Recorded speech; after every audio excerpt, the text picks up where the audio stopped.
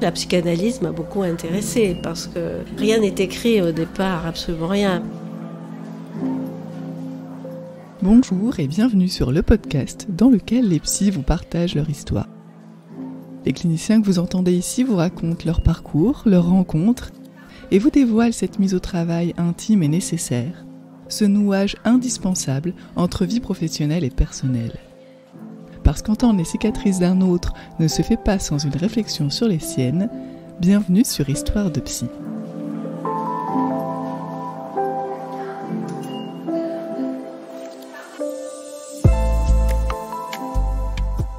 Il y a tout un vocabulaire médical aujourd'hui autour du soin.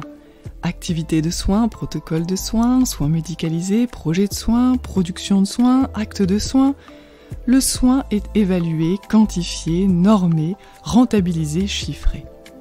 Mais que peut donc bien encore signifier prendre soin aujourd'hui ? Et ceci d'autant plus pour le clinicien. C'est cette question qui n'a cessé de faire retour pour Marie-Josée Delvolgo. En tant que praticienne hospitalière et chercheur, il s'agissait bien sûr de recevoir des patients, parfois gravement atteints sur le plan respiratoire et somatique.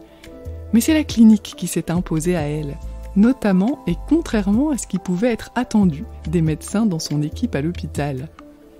En donnant toute son importance à la parole des patients rencontrés, en prenant le temps de les écouter, de trouver un lieu intime pour que cette parole puisse s'adresser, bien qu'elle ne les rencontrait bien souvent qu'une fois au moment de leurs examens médicaux. C'est la pratique clinique puis la psychanalyse qui a pris de l'importance dans son quotidien, mais également dans ses recherches et dans son activité de médecin hospitalier. Cet instant de dire, comme Marie-Josée Delvolgo l'a nommé, c'est précisément ce qui vient à l'encontre des protocoles standardisés et normés, pour aller à la rencontre des patients.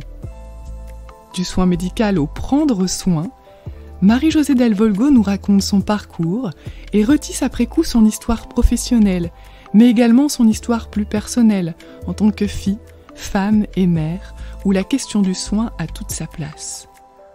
Préparez-vous donc ici à entendre que le malade n'est pas uniquement le porte-voix des signes de sa maladie, qu'il ne peut donc être réduit à une maladie, et qu'au-delà des enchaînements d'examens que le patient doit traverser, un instant de dire est toujours possible, pour peu qu'il y ait encore un autre qui veuille bien l'entendre. Chère Marie-Josée Delvolgo, merci de m'accueillir chez vous, à Paris. Nous allons parler aujourd'hui de votre parcours, de ce qui fait signature de votre parcours. Et tout d'abord, je vais vous demander, si vous voulez bien, de vous présenter en quelques mots. Bonjour Olivia, merci beaucoup de m'inviter à Histoire de Psy. Alors, me présenter en quelques mots, oui, alors comment dire, mon statut essentiel est quand même médecin et j'ai été maître de conférence à la faculté de médecine à Aix-Marseille pendant toutes mes études, donc enseignant et chercheur. Donc médecin parce que ma pratique de psy, c'est quand même est partie de là, de ma position médicale à l'hôpital Nord à Marseille, parce que bon, ici nous sommes à Paris, mais je suis essentiellement, je réside essentiellement à Marseille, où j'ai travaillé, j'ai fait toutes mes années professionnelles dans cette ville et à Aix-en-Provence aussi en psychologie clinique à partir des années 90. Donc actuellement, effectivement, je dirais que je suis psychanalyste puisque je reçois des patients dans ce cadre-là en libéral. Et aussi, donc, du point de vue, en tant qu'histoire de psy, je m'occupe de la revue Clinique méditerranéenne, qui est une revue de psychopathologie freudienne, donc clairement dans le champ psychanalytique. Donc voilà, ça c'est mon étiquette professionnelle, on va dire. Voilà. Peut-être que l'on peut commencer par le commencement, oui. C'est-à-dire qu'est-ce qui a motivé, initié vos études en médecine peut-être, ou c'était pas forcément la médecine qui vous parlait au départ ? Effectivement, tout a commencé par là. Bon, pour tout un chacun, j'imagine, mais a fortiori dans mon parcours, si je en dire quelques mots. Bon, j'ai toujours été une bonne élève, on va dire, même très bonne élève, et donc tout m'intéressait. Je me souviens, une année, un professeur en, je sais pas quelle classe, 4e, 3e, nous avait demandé qu'est-ce qui nous intéressait, quelle matière nous intéressait. Oui. Et elle nous avait dit, surtout, ne dites pas que tout vous intéresse.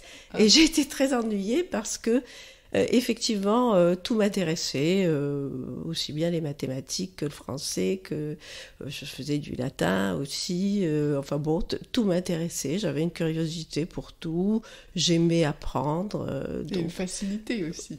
Oui, oui, mais voilà, j'avais pas d'intérêt vraiment aussi très poussé sur quelque chose non plus. Hein. Voilà, c'était, je pense que je mettrais ça sur le compte de la curiosité. Donc à la base, c'était quand même plus du côté littéraire, puisque j'avais fait du latin, du grec ancien. Et puis là-dessus, des événements importants sont arrivés dans ma vie.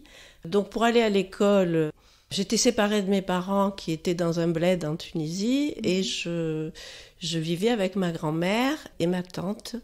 Ma grand-mère qui était précisément chef lingère dans un lycée français. Donc pour aller à l'école, j'étais séparée de mes parents de longs mois et c'était assez douloureux, mais ça ne m'empêchait pas d'être une bonne élève parce que je sais pas, je devais y trouver une forme de consolation de cette évasion par l'intérêt intellectuel, on va dire. Bon, même à 6 ans, je pense pas que ce mot m'était familier. Mais voilà, donc... et il s'avère que ma grand-mère, avec qui j'ai vécu de nombreuses années, est tombée malade à une maladie de Calère, donc un cancer des os. Et donc elle est décédée... peu de temps après que je l'ai quittée pour retourner avec mes parents d'ailleurs. Donc je ne sais pas comment ça a travaillé dans ma tête d'adolescente, de jeune adolescente. Et en première, c'est ma mère qui est tombée malade d'un cancer du sein.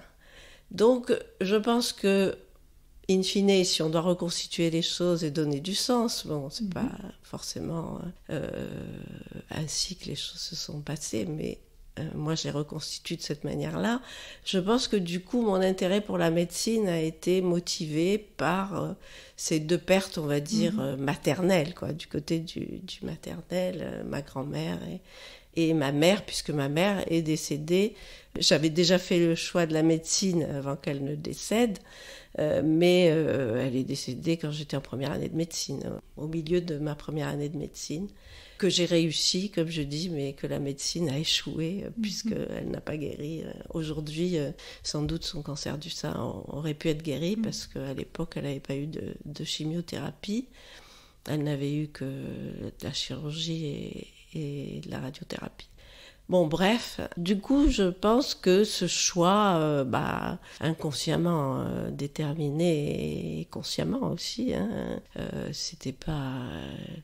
à l'aveugle, bien sûr, que je suis allée en médecine. Donc, forcément, je n'étais pas dans un contexte de maladie d'ordre psychiatrique, de souffrance psychologique. La psychologie ou la psychanalyse n'était pas forcément évoquée? Non, pas du tout. C'était pas dans mon paysage, on va dire. C'était plus, moi, la littérature. Je lisais énormément. L'été, je passais mon été dans ce bled-là, en Tunisie, à lire. Je ne faisais que... Qu'est-ce que vous lisiez? De tout. Alors, tout. Les auteurs...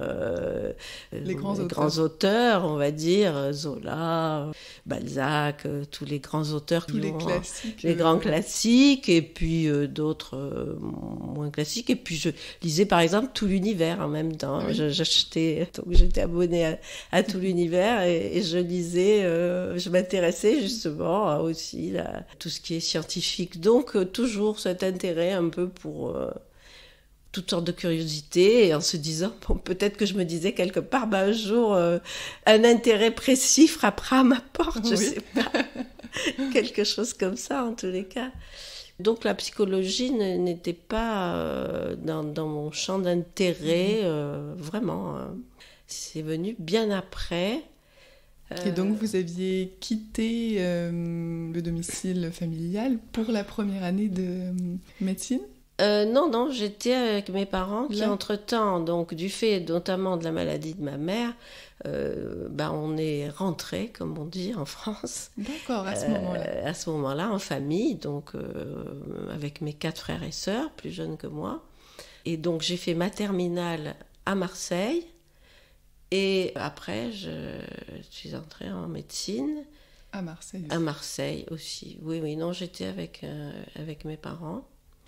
Après, bon, la vie a continué. J'ai poursuivi mes études de médecine. Comment elles se sont passées, ces études ? Bon, bien, sauf... Ouais. Alors, pas sauf, pourquoi je dis sauf ? Non, c'est-à-dire que j'ai pas fait des études de médecine au sens conventionnel, traditionnel. Moi, je fais toujours les choses un peu, un peu de manière à côté, enfin déplacée, un peu décalée, on va dire. En marge. Décalée, en marge. Donc, en fait, j'avais toujours cet intérêt un petit peu pour les sciences et pour peut-être, enfin, un peu la littérature.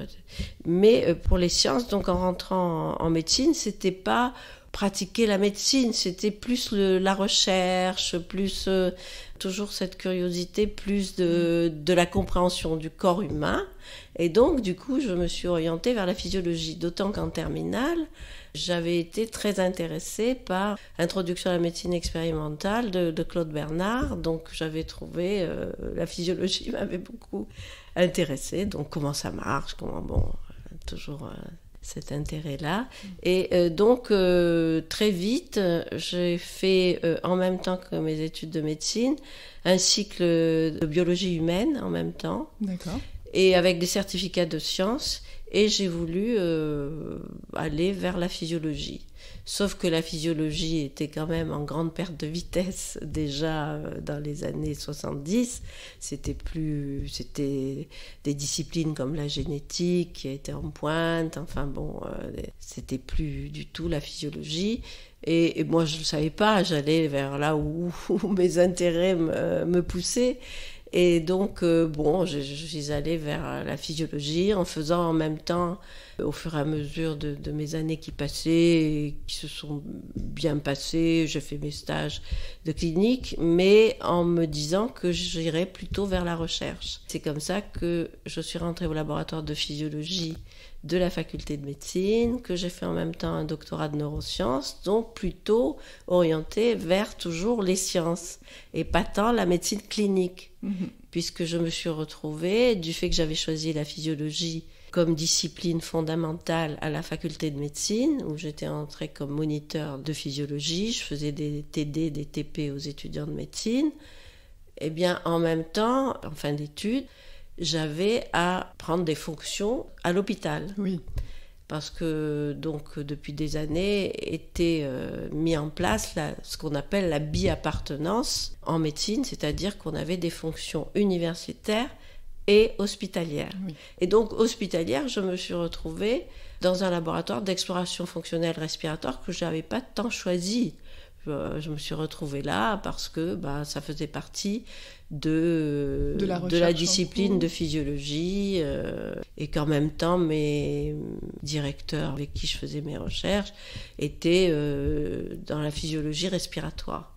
Donc du coup je me suis retrouvée à l'hôpital donc en 78-79 en exploration fonctionnelle respiratoire, qui n'était pas spécialement une médecine de soins ou une médecine clinique, sauf qu'il y avait des patients. Voilà. Sauf que les patients, bien sûr, venaient pour leurs examens.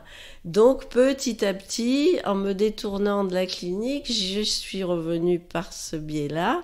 Parce qu'avant, vous aviez déjà eu des stages, j'imagine, dans différents services hospitaliers. Alors, des stages, oui, bien sûr, des stages. J'ai fait des stages classiques en cardiologie, en endocrinologie, en gastro-entérologie. Oui, des stages classiques. J'ai fait. Là, j'étais dans le moule classique. Sauf que j'ai pas suivi la voie de l'internat, parce que d'abord, pour tout vous dire, j'étais complètement béotienne dans le milieu médical. Personne de ma famille n'était dans le milieu médical. médical, Oui. quel qu'il soit d'ailleurs, même de loin. Donc, quand je suis arrivée en médecine, je savais même pas que l'internat existait. Hein. Bon, petit à petit, j'ai compris ce qu'il en était, mais c'était un peu tard. Et puis, j'étais toujours dans cette idée de faire de la recherche, en fait. Oui. Sans trop savoir ce que c'était la recherche, Idée d'ailleurs. de curiosité d'aller Voilà, chercher, toujours. comprendre. Et puis, prendre le temps aussi, pas me précipiter à dire... j'avais pas d'idée de carrière du tout. Hein. Ça, alors, c'était encore plus éloigné de mes pensées. Bon, comme beaucoup d'étudiants qui rentrent dans des études, hein, ils ne pensent pas à la carrière. Mais bon, pour ma part, en tous les cas, c'était complètement étranger. Voilà, donc ce cheminement qui a été quand même un peu long, puisque j'ai été donc en 78-79, je termine mes études de médecine, je suis praticien hospitalier et maître de conférence. Enfin, pas maître de conférence, non, j'étais pas encore, j'étais attachée de recherche, assistante. Et donc à ce moment-là, je publie comme il se doit, puisqu'à l'époque, c'était pas encore en psychologie clinique, c'était pas encore tellement exigé, mais pour nous, en tous les cas, à la fac de médecine, il fallait publier dans des revues indexées, etc. Enfin, bon. En lien avec la thèse? Alors, moi, ma première publication, oui, j'ai fait... Alors, ma première publication, c'est là où je disais que j'étais totalement décalée. C'était une thèse d'expérimentation animale. Donc, c'était donc avec mon chef de service, mon patron, comme on disait, de physiologie à la Claude Bernard. Donc, j'ai continué dans cette perspective de Claude Bernard, en découvrant quand même quelques années après que c'est Claude Bernard qui nous a mis un peu en difficulté, puisque c'est lui qui a transporté le lieu de la médecine de l'hôpital au laboratoire de recherche et à l'expérimentation animale. Donc, d'une certaine façon, il s'est éloigné de la clinique. Et d'ailleurs, il n'a pratiquement pas pratiqué la médecine, Claude Bernard, hein, il faut le savoir, parce qu'il a essentiellement fait de la recherche, ce qu'on appelait à l'époque, et qui n'existe plus aujourd'hui, la médecine expérimentale. C'est-à-dire, la médecine expérimentale, c'était de la recherche d'expérience sur l'animal. Donc moi, voilà, fort de tout ça, avec mon patron de l'époque qui était orienté dans ce travail-là, ma thèse de médecine était une thèse... Enfin bon, le titre du premier article et de ma thèse, c'était « Effet sur la contractilité myocardique de la stimulation nerveuse au niveau du bulbe médulaire chez le chien anesthésié ». Donc, vous voyez, on était loin de la médecine au sens traditionnel du terme. Donc, je me déportais du côté de l'expérimentation. Bon. Alors, on a quand même, dans cette lignée-là, Freud aussi a pu, si on veut ne pas être trop singulier et original, je pense que Freud, à l'époque, avait aussi été passé par là, par cette expérimentation animale. Et donc, effectivement, là, comment raccrocher à la clinique, ça peut paraître... En tout cas, jusque-là, un étonnant. parcours qui fonctionne très bien, qui continue à aménager une place pour la curiosité, avec des expérimentations, une publication, et puis quelque chose change pour vous à ce moment-là? Alors, pas encore, non, j'ai continué, j'ai persévéré dans l'expérimentation. Dans les neurosciences, puisque j'ai continué avec ma thèse de neurosciences, avec l'expérimentation, je continuais animale.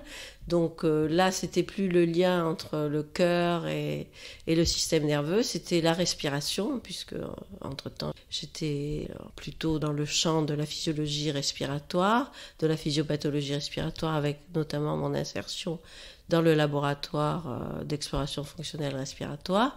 Mais je continuais donc à faire des travaux chez l'animal sur la fonction respiratoire et la régulation neuronale, hein, concernant la ventilation respiratoire, le rythme respiratoire. Les liens qu'on peut faire, c'est ça? Voilà, comment est-ce que la respiration est régulée par le système nerveux. Donc j'ai continué là-dessus, étudier ce qu'on appelle, le terme c'est le régime ventilatoire. Comment est-ce que ce régime ventilatoire est modulé par le système nerveux central. Donc ça, j'ai poursuivi là-dessus. Et en même temps, m'intéressant à la sensation respiratoire et à la dyspnée. Donc vous voyez, petit à petit, on en vient à la subjectivité, on va dire. Et puis vous aviez toujours ce lien avec l'hôpital, du coup, à ce moment-là. Alors à ce moment-là, j'ai connu une chercheuse en psychométrie, Anne-Marie Bonnel, et avec elle, on a fait des recherches sur justement la manière de mesurer. C'était quand même, ça restait toujours scientifique au sens très classique du terme, de mesurer les sensations respiratoires.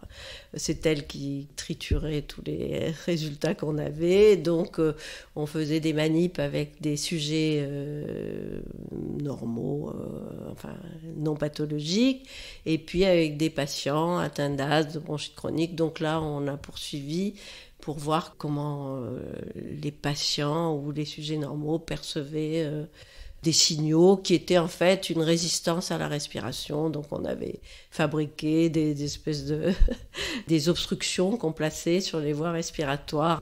Vous savez, quand on est en physiologie, on est très très bricoleur. Mais oui. Il faut être très bricoleur. Bon, ce que j'étais un peu, mais pas suffisamment à mon avis, pour adorer ce type de recherche. Mais en général, les physiologistes, enfin à mon époque en tous les cas, étaient très très très bricoleurs. Aujourd'hui, ils doivent l'être moins avec tout ce qu'on a comme technique compliquée. Donc voilà, donc on a fait des travaux qui étaient intéressants, mais pas passionnants. Ça n'a pas donné des résultats, enfin à mon sens, c'était pas des résultats extraordinaires qui ont bouleversé quoi que ce soit.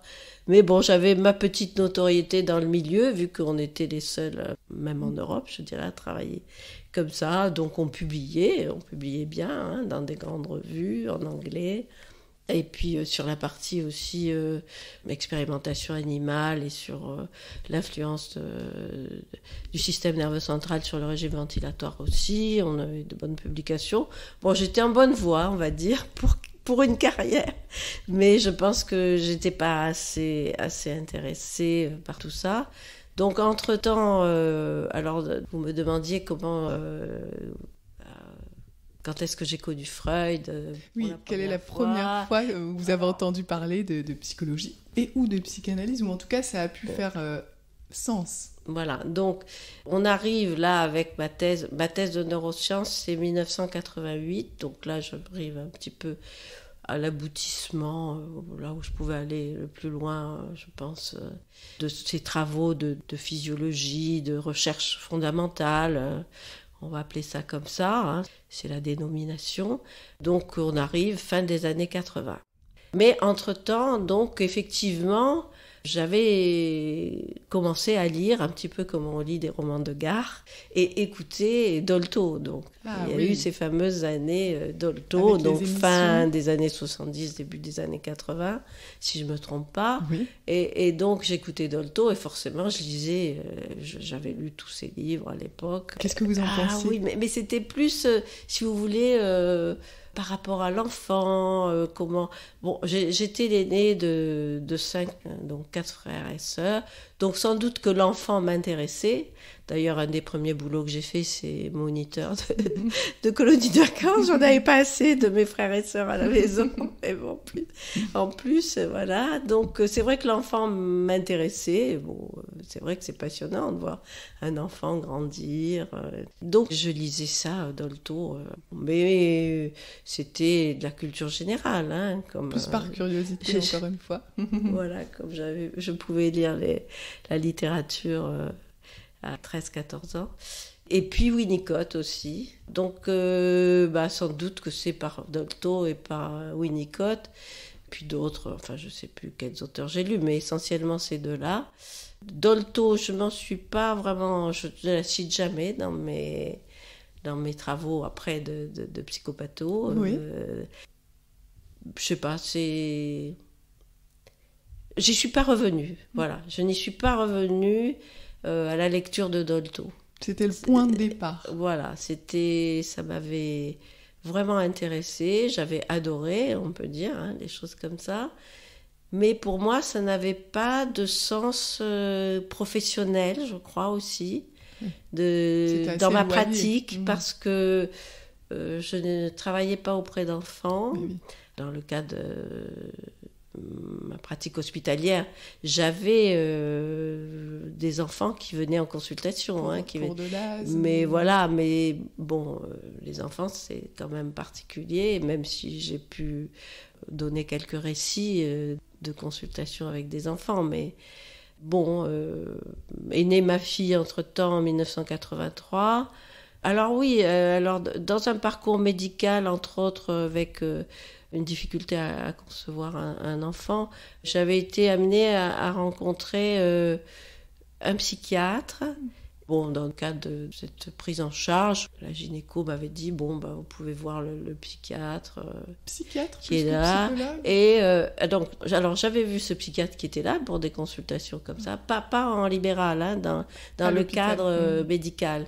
Et bon, j'avais pas accroché du tout. J'avais dû le voir une fois.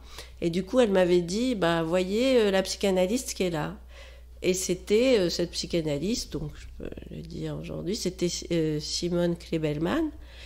Je savais pas donc qui elle était, dit quoi que ce soit. Et donc, ça avait bien marché, on va dire. J'avais dû la voir 3-4 fois. J'avais pu parler vraiment... l'entretien était très, très riche et j'avais pu m'ouvrir, comme on dit. Contrairement avec le psychiatre. Le psychiatre, non, j'avais pas accroché. Alors, je ne sais pas si c'est parce qu'il était psychiatre ou parce que ça n'avait pas matché, comme on dit. Je ne sais pas. Et quand, quelques années après, je me suis dit, pourquoi pas, je donne la parole à mes patients en exploration fonctionnelle respiratoire, mais moi, ce serait bien que j'aille parler à quelqu'un. Je me suis retrouvée, de fil en aiguille, à solliciter Simone Klebelman. Et là, entre-temps, j'ai su aussi qu'elle était une analysante de Jacques Lacan. Donc, ce que je ne savais pas. J'ai appris, je ne sais pas à quel moment. Et donc, c'est là que j'ai commencé aussi mon analyse, dans les années 90. 5 ans, classique, 3 fois par semaine. Et alors, très silencieuse, Simone Klebelman. D'accord. Et je me suis dit comment ça m'a si bien convenu. Je pense que c'était quelque chose autour de ma mère, qui n'était plus là depuis longtemps, et que, finalement, de ne pas avoir comme ça de voix, c'était parler un petit peu à ma mère. Et d'ailleurs, ma mère s'appelle... Yvonne, donc, et elle s'appelle Simone, donc j'ai souvent s'appelait parce qu'elle est décédée. Donc j'ai souvent fait ce lien, parce que moi je parle avec mes patients, je suis pas silencieuse. Ah oui.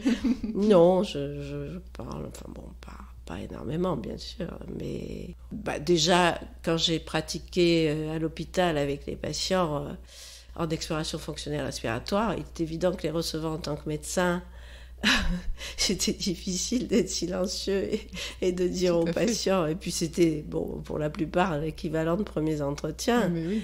Donc déjà là, c'est impossible d'être silencieux, bien sûr. Ce serait même une forme d'agressivité, de maltraitance, de je ne sais quoi. Alors que, mon analyste, elle était très, très silencieuse. Mais ça m'a pas... Ça me convenait et on a fait ce petit bout de chemin de 5 années ensemble. Et paradoxalement, vous dites, ça m'a donné envie de donner la parole à mes patients. Alors, moi j'avais eu ces quelques entretiens dans les années début 80, mais quand j'ai commencé à mettre en place cet instant de dire, comme je l'ai appelé, dès 92, quand je l'ai mis en place, je n'avais pas fait d'analyse. J'avais eu ces entretiens, mais quand j'avais eu ces entretiens, j'étais à milieu de penser qu'un jour, j'en ferais une pratique. J'étais complètement en dehors de... j'étais avec mes animaux, mes patients, mais dans un cadre de mesure du souffle, vraiment, tout ce qu'il y a de plus classique. J'étais à milieu. Mais... à partir du moment où j'ai commencé en 90, donc, j'avais fait ces travaux sur la sensation respiratoire, puis j'avais avec Anne-Marie Bonnel, et puis avec une collègue aussi qui était au laboratoire de physiologie. Elle me parlait de discussions qu'elle avait scientifiques avec Roland Gori notamment, et avec des gens de psychopathologie. Et de fil en aiguille, moi, il m'a pris l'idée d'aller rencontrer Yves Poinceau, qui était prof de psychiatrie, et je savais qu'il était directeur d'un DEA de psychopathologie par ma collègue de physiologie. Et je sais pas, j'ai eu cette idée de me dire, pourquoi pas, mais sans rien connaître, hein, hormis, comme je vous dis, Dolto, Winnicott, puis quelques autres, je sais plus. Et donc j'ai rencontré Yves Poinceau, et en 90, et Yves Poinceau me dit, ah oui, bon, j'étais une collègue, hein, entre-temps. Oui. En 86, j'étais passée maître de conférence, donc j'avais obtenu mon poste de maître de conférence à la fac. Donc quand je suis allée le voir en 90, lui, il était prof de psychiatrie. J'étais une collègue. Il me dit, oui, bon, ce DEA de psychopathologie, oui, c'est intellectuel, venez, mais bon... en gros, il ne me voyait pas m'intéresser Bon, j'étais en physiologie, j'étais installée, comme on dit. Et c'est comme ça que je suis allée à une soirée de ce DEA de psychopatho où il y avait Yves Poinceau, Roland Gori et tous les étudiants qui suivaient le DEA. Et c'est comme ça que j'ai connu Roland Gori, donc. Et à ce moment-là, donc, j'ai maintenu quand même mon idée. Alors Roland Gori me dit, mais oui, vous devriez lire Freud. Alors notamment, il m'avait conseillé de lire Dora, forcément, la fameuse toux de Dora, etc. Enfin, la question psychosomatique, même si pour Freud, bon, c'est pas ça, c'est les névroses actuelles, etc. Bon, c'est pas tout à fait le terme, mais c'est après que c'est arrivé. Mais bon, c'était un peu cette idée de voir de ce côté-là. Donc, moi, j'ai un peu travaillé l'été et j'ai dû lui présenter un projet, je sais plus. Oui, parce qu'entre-temps, j'avais fait avec ces patients-là, donc toujours dans mon cheminement très qui passe par différents chemins de traverse. J'avais une collègue, oui, ça j'ai oublié, c'est peut-être important à dire. J'avais une collègue dans le laboratoire d'exploration fonctionnelle respiratoire qui faisait de la sophrologie. Et donc, on avait constitué des groupes de sophrologie pour les patients qui étaient bronchites chroniques, qui avaient de grosses difficultés respiratoires. Et c'est elle qui était technicienne de laboratoire, mais qui en même temps pratiquait la sophrologie à titre privé. Donc elle avait ces groupes. Et l'idée, c'était au départ, je crois, quand j'avais présenté mon projet à Roland Gori, de partir de ces groupes et de moi-même tenter de faire des séances de sophrologie. Sauf que très vite, comme mon fameux psychiatre, très vite la sophrologie, ça m'intéressait pas du tout. Ce qui m'intéressait, c'était d'écouter les patients. Et donc, j'avais fait quelques séances, mais j'étais pas formée du tout à la sophrologie. Bon, j'avais mis en œuvre un peu ce qu'elle m'avait dit, ma collègue.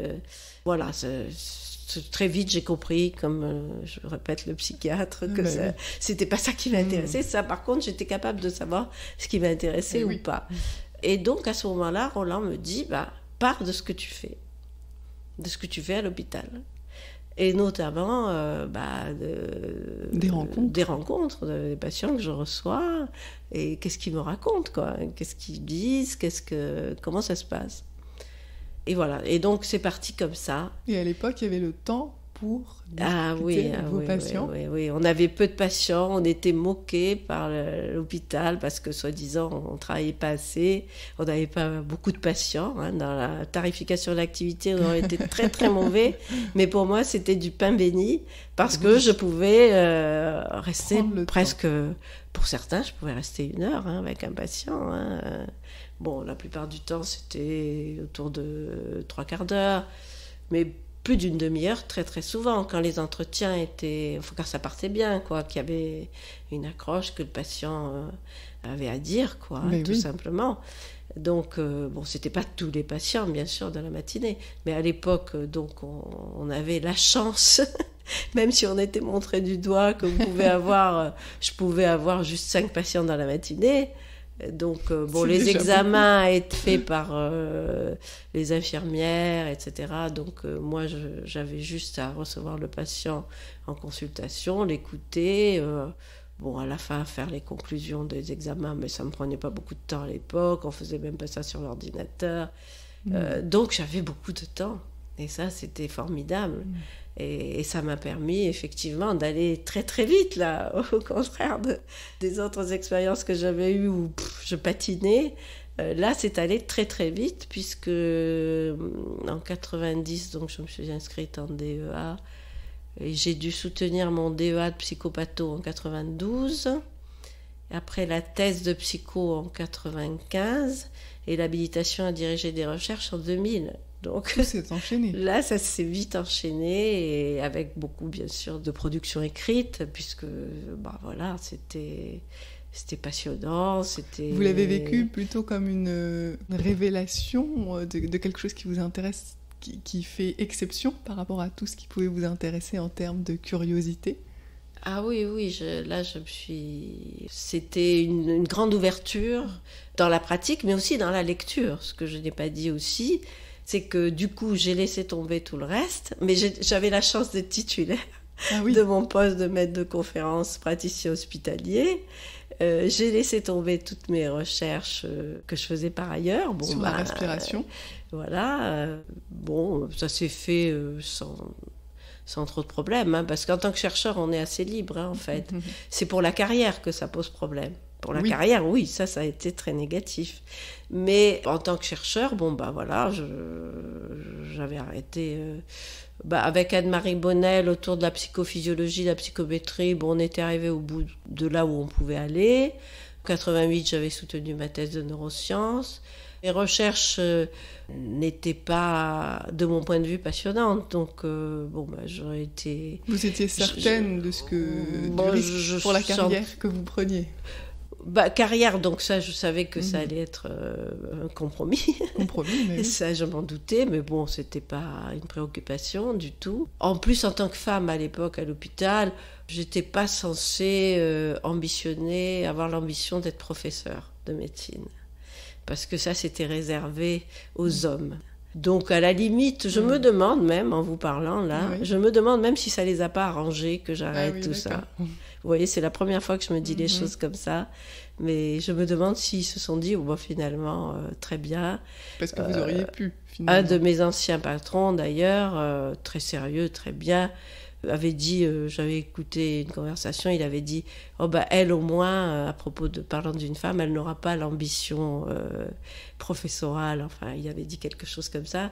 Et moi, à l'époque, je terminais mes études de médecine, ça m'avait titillé comme ça, mais je l'avais gardé en mémoire.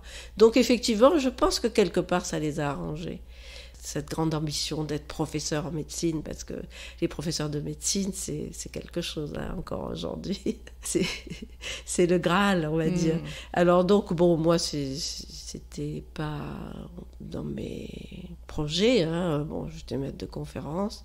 Mon projet, c'était de trouver des choses qui m'intéressaient, de trouver une pratique, une recherche qui m'intéresse. Et c'est vrai qu'avec la psychopathologie clinique, avec la psychanalyse, donc telle que je l'ai mise en œuvre dans mon activité hospitalière, j'étais comblée, on va dire, quasiment, de ce point de vue.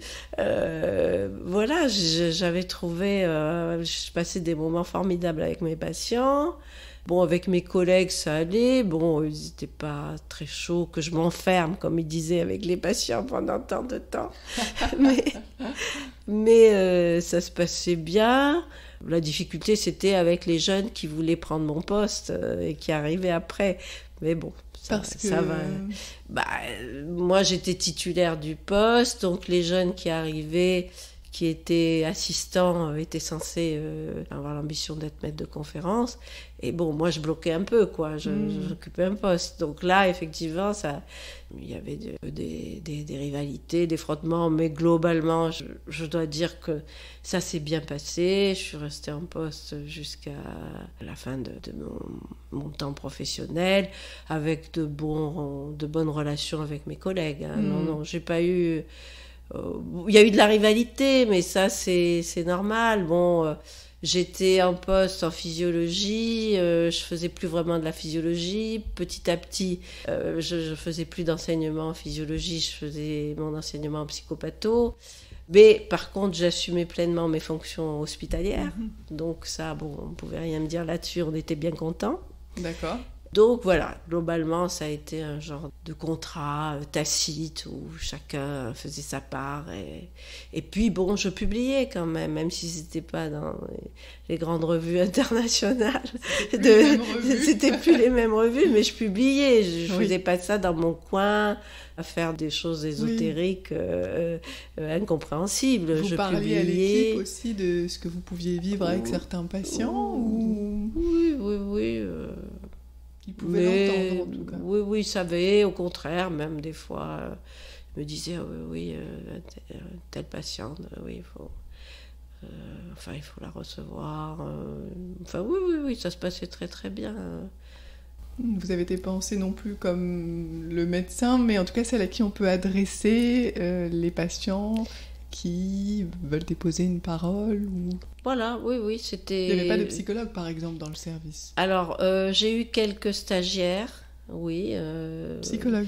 Mais bon, c'était un peu difficile dans le fonctionnement parce que les patients arrivent pour les examens. C'est un enchaînement d'examens, il faut du temps. Mais bon, ça s'est fait. J'ai eu un médecin brésilien, une pneumologue brésilienne qui était venue, qui faisait en même temps de la psychopatho, des psychologues aussi. Mais c'était difficile à leur trouver une place dans l'enchaînement des examens. C'est compliqué. Il fallait aménager un autre espace finalement que celui où il y avait le protocole des examens et des objectifs précis. Et puis en plus avec des lieux pas vastes, avec peu de bureaux, donc dans quel endroit recevoir le patient. On est en difficulté pour avoir des lieux aptes à recevoir les patients dans de bonnes conditions. Regardez aux urgences comment ça se passe. Pour avoir un lieu intime, pour recevoir une parole, entendre une parole dans un cadre d'intimité qui ne soit pas constamment piétiné, c'est difficile. Oui. Hein. Donc nous, c'était ça aussi la difficulté. Enfin, ça s'est fait, mais ponctuellement. Donc c'est une clinique que vous n'aviez pas prévue, mais qui vous a plu et vous y êtes resté toute votre carrière finalement. Ah oui, j'ai beaucoup... Alors, il y a eu ce temps béni de 90 à 2000, 2005 où j'avais vraiment du temps. Oui. Et puis à partir de 2005-2010, j'ai continué quand même à faire comme je pouvais. Oui. Mais ça a été beaucoup plus difficile parce qu'on a organisé autrement le travail dans notre structure, qui était beaucoup plus rapide, avec les médecins quasiment ne voyaient plus les patients d'ailleurs. J'étais une des rares à continuer à voir les patients. Donc c'était les infirmières qui faisaient les examens et puis les médecins qui étaient là, mes collègues, s'occupaient plus des aspects techniques ou de certains examens particuliers comme les épreuves d'effort, que moi j'avais refusé de faire parce que en faisant ces épreuves d'effort, ça me prenait toute la matinée et donc plus le temps de faire autre chose. Donc j'avais obtenu de ne pas faire ces épreuves d'effort qui étaient pour les médecins d'exploration fonctionnelle respiratoire un peu l'examen phare, quoi. Mais moi, ça, c'était pas mon problème, ça m'était égal. Même si, ça pouvait ne pas plaire aux autres équipes que je fasse pas ces examens, mais c'était pas mon problème. C'était pas ça que je voulais faire. Donc je leur laissais très volontiers ces épreuves d'effort à mes collègues, qui étaient contents de ne pas avoir à faire la routine qui se faisait à une cadence assez intense. Et moi, je continuais à voir les patients, mais bien sûr, plus sur des temps aussi longs que ce que j'ai pu faire dans les années 90.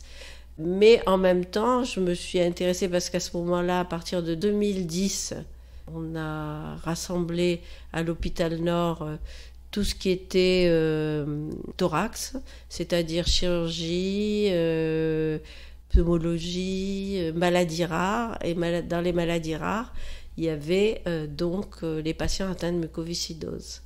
Et donc ça m'a beaucoup intéressée de recevoir ces patients atteints de mucoviscidose. Je fais un petit papier dans le journal des psychologues. Moi, ça m'a aussi, là encore, passionnée d'écouter ces patients Enfin, c'est très particulier parce que c'est une pathologie quand même qui est très grave et qui atteint les enfants dès leur naissance, quoi, avec toutes sortes de difficultés diverses et variées, avec des histoires très diverses aussi, malgré cette pathologie. Enfin, encore que la mucoviscidose n'est pas une maladie homogène, hein. Il y a au niveau des gènes, par exemple, des variants de la mucoviscidose, on en compte 2000. Donc il y a déjà, au niveau des variants, 2000 façons d'avoir la mucoviscidose. Donc des niveaux de gravité très différents, et puis des histoires très dures, des patients très attachants. Justement, il y a une ou plusieurs rencontres qui vous ont fait peut-être remettre en question votre parcours, ou en tout cas qui vous ont particulièrement marqué, ou dont vous vous rappelez? Alors, donc, dans ma préhistoire, parce qu'après, dans l'histoire elle-même, bon, je dirais que tous les patients sont intéressants. Enfin bon, j'en ferai pas ressortir un seul, je pense pas. Tous sont émouvants, enfin tous ceux auxquels je me suis intéressée, en tous les cas, après d'autres que j'ai pu oublier, mais je peux en citer 100, 1000, pas 100 000, hein, 100 ou 1000, mais bon, voilà, il y en a des milliers qui me reviennent en tête, et d'ailleurs, c'est pour ça que dans mes livres, je me suis sentie un peu, pas obligée, mais j'ai été tenue de raconter tous ces récits. On peut trouver qu'il y en a trop, mais je peux pas faire autrement. Voilà. J'ai eu besoin, aujourd'hui non, c'est plus le cas, avec des patients que j'ai en thérapie au long cours, des analyses. C'est assez différent, c'est pas pareil. Mais pour ces patients que j'ai rencontrés comme ça de manière ponctuelle, j'ai eu ce désir d'en faire le récit, d'écrire, de mettre ça sur le papier, ne serait-ce qu'à titre de transmission aussi. Tout à fait. Voilà ce qu'on peut entendre dans des pratiques aussi bizarroïdes.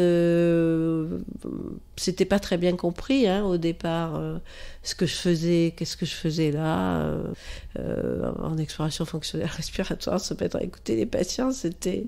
Alors quelques personnes m'ont soutenu quand même, donc Conrad Stein, dont j'ai pas parlé encore, qui a tout de suite compris l'intérêt, et Guy Rosolato aussi a été intéressé par ce travail, et pour lui c'était évident que c'était intéressant ce que je faisais. Donc voilà, il y a eu Roland Gori, bien évidemment, hein, tout de suite il a compris l'intérêt, et déjà il avait été directeur de thèse du travail de Claude Guy Breuer-Dawson, où j'étais allée d'ailleurs à sa soutenance. Il m'avait dit, justement, Roland Gori, quand je l'avais rencontré la première fois, il m'avait dit que Claude Guy Breuer-Dawson allait soutenir une thèse d'épistémosomatique, enfin autour de la question du somatique et la psychosomatique prise d'un point de vue lacanien, et donc qui était psychanalyste, qui a été, oui, un analysant de Jacques Lacan. Et donc, pour eux, c'était évident, hein, pour Roland Gori, Breuer-Dawson, qui est devenu un ami. Donc, c'était évident que c'était intéressant d'écouter ces patients dans ce cadre-là de la médecine. Parce qu'à l'époque, quand même, il y avait les travaux de Ginette Rimbaud, mais c'était pas encore, même en 90, il n'y avait pas autant de psychologues, de références psychanalytiques dans les services de médecine, hein. Bon, et puis c'était des psychologues. Oui. Alors que moi, c'était en tant que médecin, oui, que j'écoutais les patients dans le cadre... c'était plus dans le travail de Balint, mais Balint, c'était des médecins généralistes aussi. Donc, ils voyaient les patients régulièrement, alors que moi, c'était une fois. Donc, d'où ce fameux instant de dire, c'était à l'époque une fois. Et en 2010, ça a un peu changé, comme j'ai dit. Une façon de penser la clinique de manière très particulière. Voilà, donc c'était quand même original, je pense, comme manière de travailler. Donc, j'ai eu quelques encouragements forts de Roland Gori, Yves Poinceau, bien sûr, qui a suivi mon travail au début, Conrad Stein, Guy Rosolato, qu'on a rencontré quelques fois, mais bon, pas de manière très suivie, mais quand même, donc, qui a été encourageant. Voilà, donc c'est important hein, d'être encouragé. Donc voilà, donc ça c'est la partie historique. Alors la préhistoire, donc vous me demandiez des patients que j'avais rencontrés avant. Alors là, j'en citerai 2. Parce que justement, récemment, pour une intervention, j'ai écrit sur eux alors que je n'avais jamais écrit que récemment. Et donc ça, c'est dans mes années d'étudiante en médecine. D'accord. Donc la première, donc, c'est une patiente qui était dialysée. Et donc j'avais fait des nuits, on avait des gardes de nuit en dialyse. Donc pour les patients dialysés.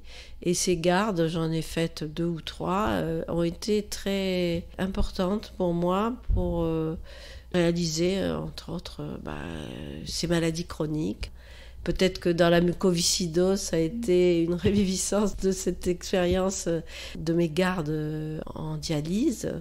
Et c'était une jeune femme. Alors les 2 patientes dont je me souviens, c'est 2 jeunes femmes qui devaient avoir 5 ou 10 ans de plus que moi, pas plus. Donc moi, je devais avoir 23 ans, elle devait en avoir 30 ans. Et cette jeune femme, donc j'avais passé la nuit à l'écouter, en fait.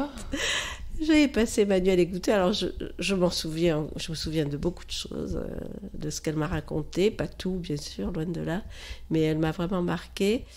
Et entre autres, dans le récit qu'elle m'a fait, c'était donc pour cette dialyse, elle avait fait une dialyse à domicile, d'abord donc à l'hôpital, et puis elle avait convenu avec l'équipe médicale de faire sa dialyse à domicile.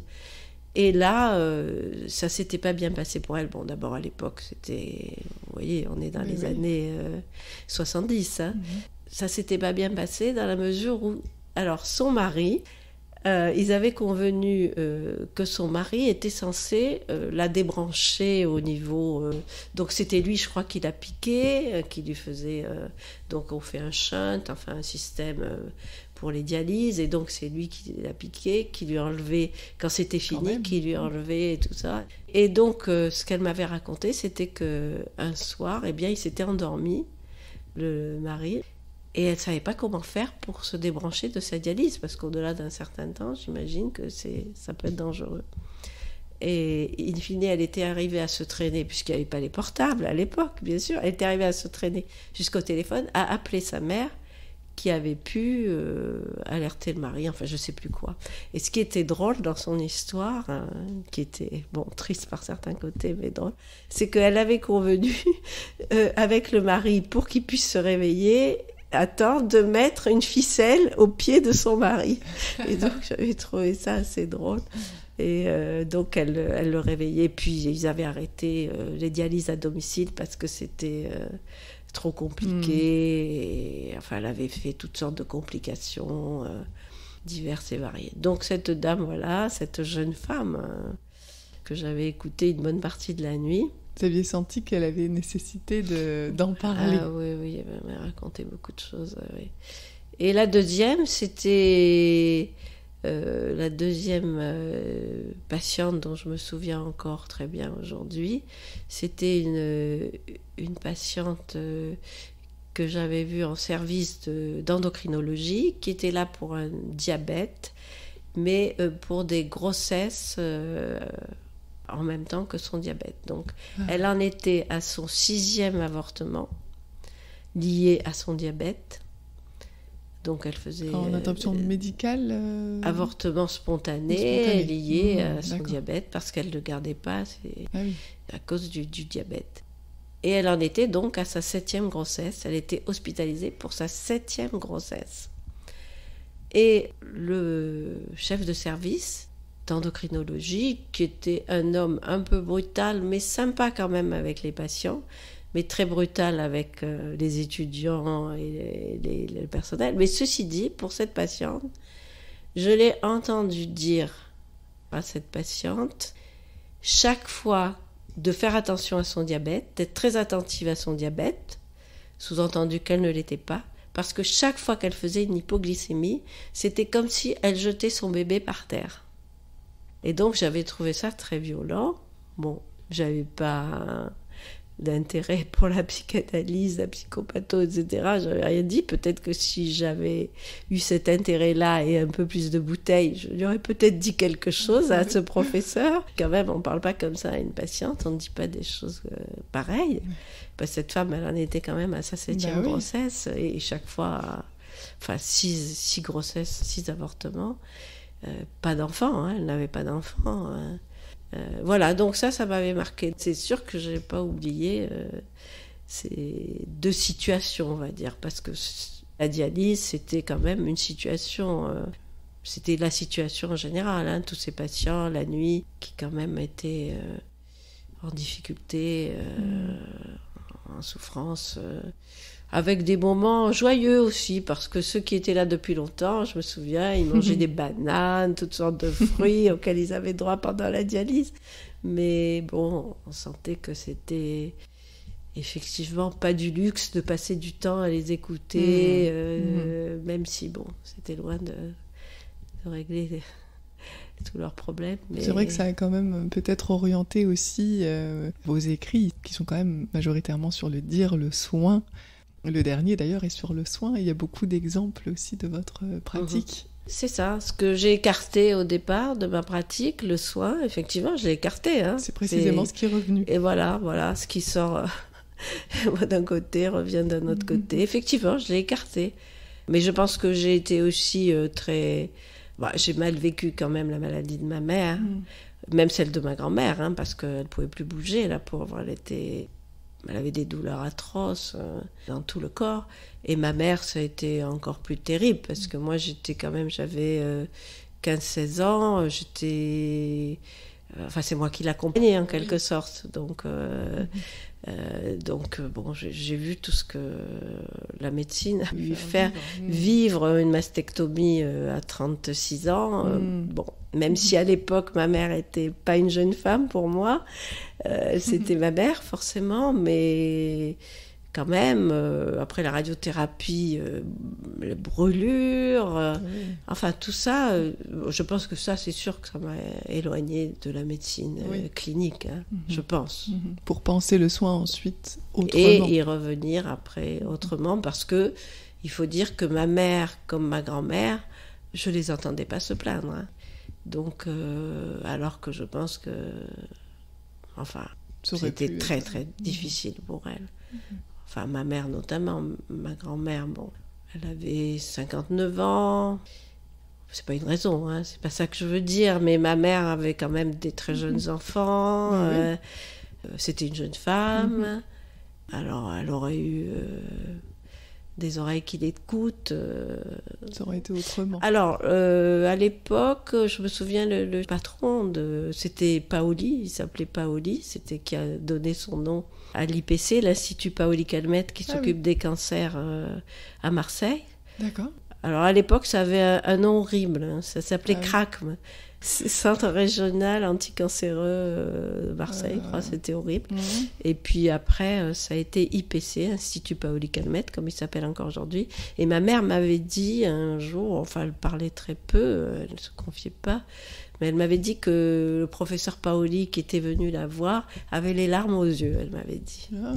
Donc, et puis la surveillante aussi m'avait envoyé une très très belle lettre, après que j'ai conservée, après la mort de maman. Donc, il y a eu un espace. Il y avait, à cette époque-là, je ne dis pas qu'aujourd'hui ça n'existe pas, mais bon, on sait quelles sont les conditions d'exercice de la médecine, du soin, etc.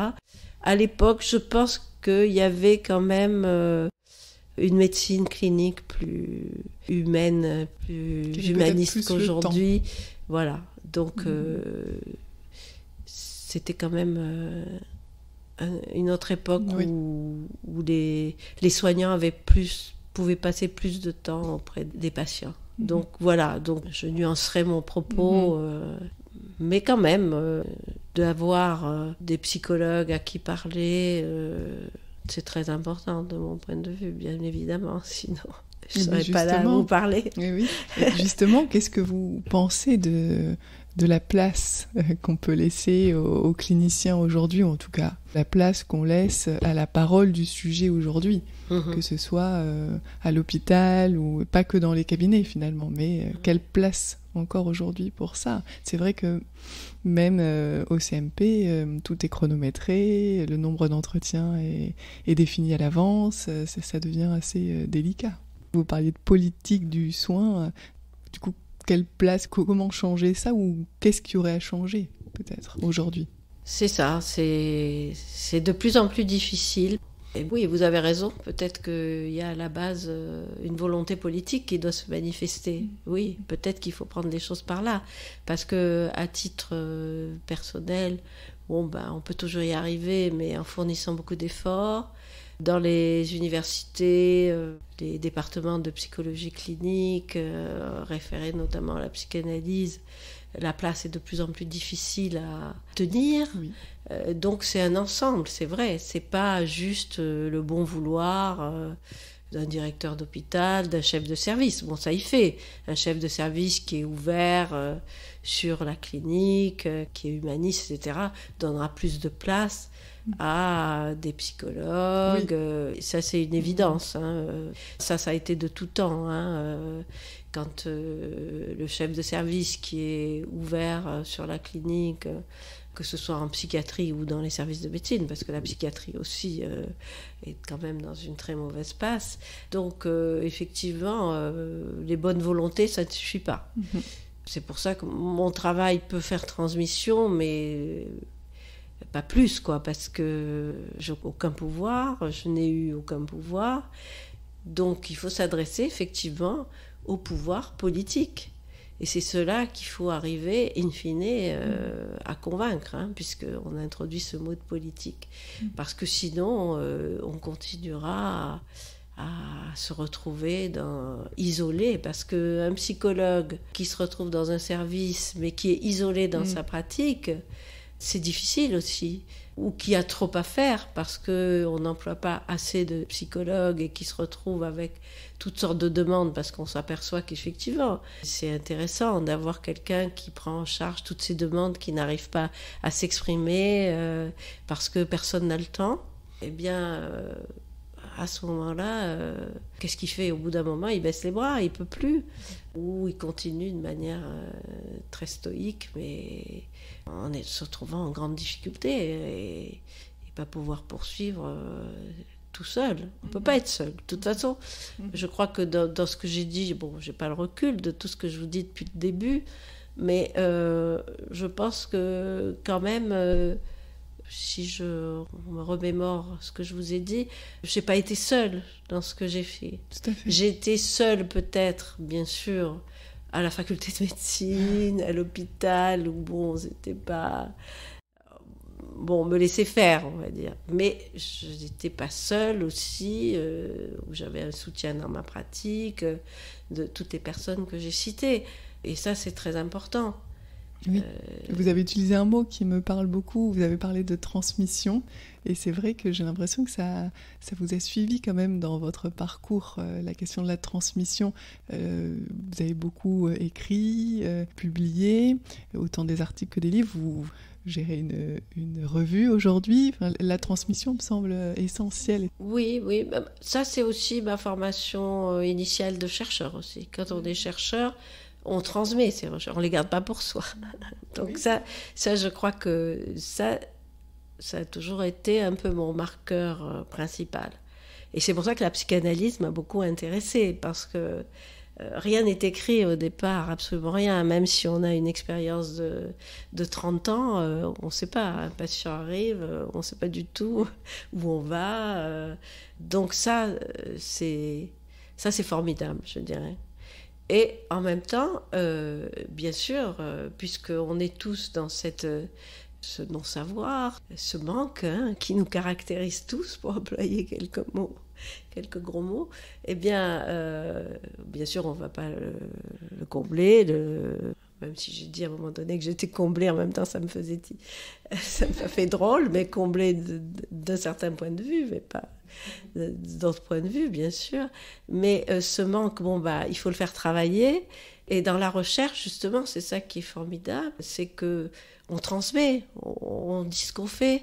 C'est la différence peut-être quand on critique la psychanalyse bêtement, hein, c'est très critique vulgaire, grossière, que c'est une secte, mais ça n'a rien à voir. Les psychanalystes ont toujours fait état et Freud a été formidable de ce point de vue, parce qu'il a dit dans les moindres détails toutes ces difficultés. Donc ça, c'était vraiment... c'est ça la recherche, c'est de dire nos difficultés, nos impasses, nos trouvailles, nos réussites. Et ça, je trouve que c'est une critique, mais totalement infondée pour la psychanalyse, parce que pour ma part, je suis bien mieux dans ce domaine de la recherche avec ce référentiel psychanalytique qu'avec tous les autres référentiels où c'était de la paillasse ou des protocoles qui me bridaient. Ils ne m'étaient pas inconfortables parce que j'acceptais de jouer ce jeu-là. Puis après, il y avait à travailler nos résultats, à écrire, c'était pas du masochisme. Donc, je pense qu'on a, oui, à transmettre, à dire ce qu'on fait. Alors, dans certaines limites, bien sûr, on ne dit pas tout, forcément. Mais et voilà, nos difficultés, nos trouvailles, le plaisir. Parce que, in fine aussi, ce que j'ai réalisé depuis peu, c'est que j'ai toujours eu du plaisir dans ce que je faisais. Ça n'a pas été... Enfin, je l'ai plus ou moins évoqué à l'hôpital. Avec mes collègues, tout ça, il y a eu des rivalités, mais c'était pas bien méchant, hein, c'est jamais allé très loin. Et j'avais beaucoup de plaisir dans ce que je faisais, donc j'ai pas été malheureuse. Quand je parle de burn-out, de difficultés au travail, de tout ce qu'on dénonce là, avec l'appel des appels, avec Roland Gori et d'autres, moi j'ai été privilégiée, j'ai pas été malheureuse. C'est de voir autour de moi comment ça se passe et de voir dans le rétroviseur tous ces changements. Je parlais de l'IPC, de l'Institut Paoli-Calmette, ce centre anticancéreux, comme on l'appelait. Bon, c'était le côté combatif de l'époque. Mais les médecins étaient très humains. Et petit à petit, on leur fait perdre leur humanité, aux médecins, aux soignants, même aux psychologues. Je pense que quelque part, des fois, dans les services, ils peuvent se sentir pas si bienveillants, hein, aussi, eux-mêmes. Donc voilà, moi-même j'ai pu faire un peu comme je voulais. Bon, alors, mais je suis pas un exemple, pas du tout. Je pense pas. J'ai pu, mais je sais pas si pour les autres c'est forcément facile, pas du tout. Et c'est pour ça qu'il faut effectivement transmettre, dire ce qu'on fait, savoir qu'il y a d'autres manières de faire que celles qu'on nous impose. C'est pour cela que votre intervention aujourd'hui, vous entendre aujourd'hui, a d'autant plus de sens. C'est-à-dire non pas pour entendre un parcours comme exemple, mais pour entendre une voix parmi toutes les voies possibles pour penser la clinique, penser le soin, penser la transmission. Oui. Alors je pense parce que dans mon activité à l'hôpital, je faisais une séance avec les étudiants qui étaient là en stage pour les explorations fonctionnelles respiratoires. Et donc, moi, j'avais une séance en accord avec mon chef de service, puis enfin après mon autre chef de service qui a succédé, Fabienne Bréjon, qui était très sympa avec moi, qui m'a laissé faire comme je voulais, etc. Et donc, ces réunions, donc avec les étudiants qui étaient en 3e année de médecine, ces séances, je leur demandais ce qu'ils pensaient de la plainte en consultation médicale et de la formation psychologique du médecin. Donc, j'en parle notamment dans mon dernier livre. Et alors, j'ai commencé ça en 96, jusqu'en 2018. Donc, j'ai eu une bonne expérience de ce travail-là avec toutes sortes d'étudiants. Et par rapport à ce que vous venez de dire, pourquoi je vous parle de ça ? Parce qu'un étudiant auquel selon les séances, comment ça se passait, je faisais un récit de ce que j'avais déjà écrit, de la manière dont se passait un entretien, un instant de dire. Et lui, il était horrifié à la fin. Il m'a dit « Ah non, non, mais moi, je veux pas faire ça. » Il était carrément horrifié. Alors, il a pu être horrifié au départ, mais il n'est pas dit que des années après, ça a pu faire son chemin et se dire, bah, après tout, c'était pas... Alors, je ne sais pas pourquoi il était horrifié. Hein. Je ne sais pas du tout, je ne lui ai pas demandé. Et la première séance, d'ailleurs, que j'ai faite, là, j'avais relaté un entretien qui sans doute avait beaucoup ému une jeune fille qui était là et qui venait de perdre sa mère et qui s'était mise à pleurer à la fin de la séance. Ça avait été commencé comme ça, mais j'ai tenu bon. Je me suis dit non, il faut continuer. C'est pas parce que il y a eu puis il y avait des pleurs. Bon, pourquoi pas hein, aussi. Il faut accepter. Hein, mais bon, là comme ça s'interrompait et puis après ça s'est plus reproduit. Mais la première séance, ça l'avait beaucoup touché. Donc peut-être que c'est ça aussi. Qui est difficile à faire entendre, notamment aux médecins, hein, qu'ils peuvent être touchés, ils peuvent être émus. Et ça, on leur apprend que justement, il faut tenir à distance le patient, il ne faut pas se laisser trop émouvoir par le patient. Alors que peut-être que la transmission ne peut commencer que lorsqu'on est touché ou surpris par quelque chose ou quelqu'un. Pas simple. Eh bien, merci Marie-Josée Delvolgo d'avoir partagé aujourd'hui votre parcours passionnant, en tout cas que moi je trouve passionnant, sur vos choix aussi en termes de transmission et de remise en question au niveau professionnel et personnel, et on entend bien le lien que vous faites entre les deux, et pour ça, encore merci.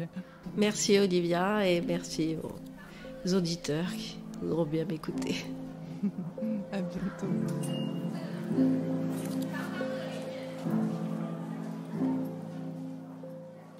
Quand le soin doit répondre à des normes, des impératifs, des protocoles et se mettre en conformité avec des procédures pour être rentable, ce n'est précisément plus de soins dont il est question.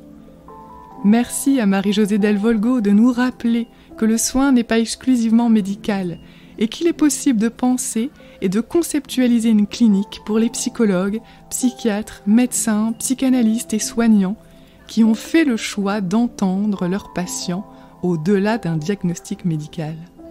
Parce que la clinique exige que le soin soit lié à l'éthique, au politique, à l'intime, à l'engagement et à la transmission. Parce qu'il n'y a pas de soin sans les autres, c'est précisément ce dont il s'agit de prendre soin aujourd'hui. Histoire de psy, ça vous a plu ? Suivez-nous sur Instagram à histoire.2.psy.